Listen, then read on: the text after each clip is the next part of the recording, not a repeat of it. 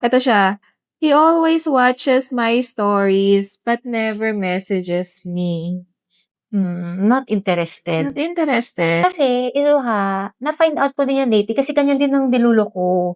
Na 'pag nanonood ng story mo, interested or pet ka, type ka, tapos torpe lang di makapag-ano. Oo. Yung pala, hindi naman pala yun. Hindi yun totoo. Ano yun, nanonood lang siya ng story?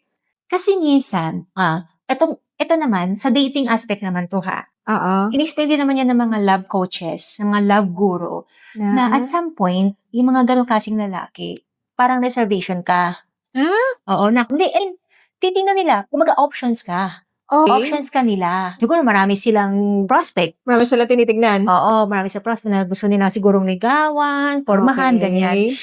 So, isa ka sa mga prospect kumbaga. Oo. Pero it doesn't mean ipupuso ka. Alam mo, curious lang din talaga yun siya. Ano, 'di ba? At saka sabi ko nga kanina, benefit of the doubt, malay mo, na-play lang yung sorry, tapos nasagip yung Pero yung akala ko story mo. regular, like, Ay, may regular. nag-review talaga siya.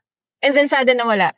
Yan ako dati, nadilulo na ako diyan, wala naman nangyari. Option lang yun. Hindi.